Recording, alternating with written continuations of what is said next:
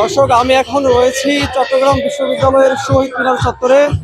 এখানে কিন্তু আজকে কিছুক্ষণ পরেই সেই বহুল কাঙ্ক্ষিত আর্জেন্টিনা এবং ইংল্যান্ডের সেই ম্যাচটি দেখানো হবে বড় পর্দায়। এর পূর্বেই শিক্ষার্থীরা কিন্তু এখানে লোকারণ্য হয়ে পড়েছে। বিশ্ববিদ্যালয়ের বিভিন্ন হল এবং আশপাশ এরিয়া থেকে ইতিমধ্যেই শহীদ মিনার, বুদ্ধিজীবী চত্বর, লেডিস হলের ঝুঁকির মুখ থেকে শুরু করে আশেপাশে শিক্ষার্থীদের উপস্থিতি এখন যেন চোখে পড়ার মতো। আমরা দেখতে পাচ্ছি শিক্ষার্থীরা কিন্তু এখন বা দর্শকরা কিন্তু এখন খুব উচ্ছ্বাসের সাথে, উন্মাদনার সাথে খেলা দেখার জন্য কিন্তু অপেক্ষা করছে, যে খেলাটা আর কিছুক্ষণ পরেই কিন্তু অনুষ্ঠিত হবে সেই লিওনেল মেসির দুর্দান্ত সেই খেলা। এখানে কিন্তু অধিকাংশ আর্জেন্টাইন সমর্থকরাই কিন্তু উপস্থিত হয়েছেন। তাদের প্রিয় দলের জার্সি, সাদা নীল জার্সি পরে কিন্তু এখানে বিপুল আগ্রহের সাথে কিন্তু এখানে তারা খেলা দেখার জন্য উপস্থিত হয়েছেন। এবং দর্শক, এখানে দেখতে পাচ্ছেন এত সংখ্যক লোক, হাজার হাজার লোকের উপস্থিতিতে দেখে মনে হচ্ছে এটা একটা মিনি স্টেডিয়াম।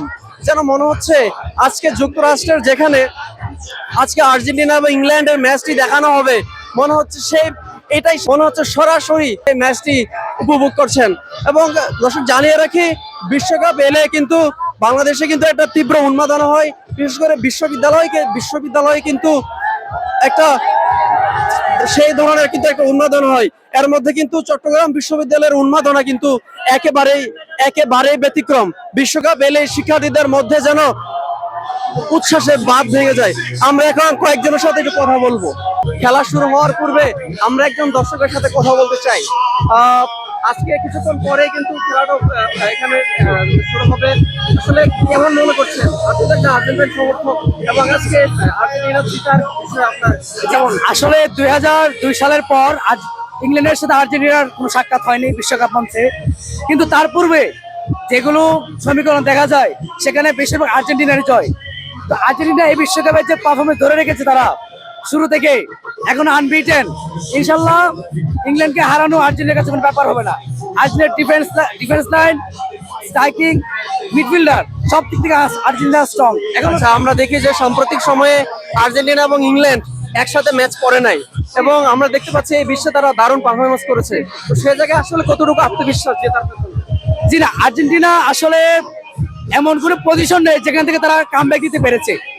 আজ ইংল্যান্ড যাই করুক, সেখান থেকে কামব্যাক দিয়ে সেই ম্যাচটাকে নিজের করে নেওয়া, এই অভ্যাস আর্জেন্টিনা রয়েছে। দর্শক, দেখছিলেন উনি যেমনটা বলছিলেন যে আসলে যত বড় পরাক্রমশালী শক্তি আসুক না কেন, আর্জেন্টিনাকে হারানোর সাধ্য নেই যেন কারো। আমরা এখন আরেকজন দর্শকের সাথে কথা বলতে চাই। কেমন লাগছে? অবশ্যই অনেক এক্সাইটেড। মানে সেমিফাইনাল পর্যন্ত আসবে এটা জানতাম, কিন্তু অনেক ভয় হচ্ছে যে ফাইনালে মানে আজকে কি হবে, ফাইনাল পর্যন্ত। আসলে ভয়টা কেন হচ্ছে? ইংল্যান্ডের সাথে জিতবে কিনা। ইংল্যান্ডের সাথে খেলার সময় একটু মানে শঙ্কা কাজ করছে। হ্যাঁ, ফাইনাল পর্যন্ত যাবে কিনা। শেষ পর্যন্ত আসলে কি হবে মনে হচ্ছে? অবশ্যই মেসির প্রতি মানে পূর্ণ আস্থা আছে, ফাইনাল পর্যন্ত যাবে। এবং টানা দ্বিতীয়বার শিরোপা জয় করবে কিনা আর্জেন্টিনা? অবশ্যই মানে সাপোর্টার হিসেবে এটা চাই। দর্শক, আমরা আরেকজনের সাথে কথা বলবো। আপনি তো আজকে খেলা দেখতে এসেছেন, কিছুক্ষণ পরে কিন্তু সেই কাঙ্ক্ষিত ম্যাচটি শুরু হবে, এবং আপনার এখন আসলে কেমন লাগছে? আমার আসলে আয়োজন তো ভালোই লাগছে, অনেক ভালো লাগছে। আজকে হচ্ছে অন্য দিনের তুলনায় অনেক বেশি মানুষ হয়েছে, কারণ সেমিফাইনাল ইংল্যান্ড ভার্সেস আর্জেন্টিনা। যেহেতু আমি আর্জেন্টিনা সাপোর্টার, আমার কাছে আসলে এই জায়গায় সামনে এসে বসে খেলা দেখাটা খুবই ভালো লাগছে, যেটা বলবো। আর ম্যাচের কথা যদি জিজ্ঞেস করেন, ধন্যবাদ আপনাকে।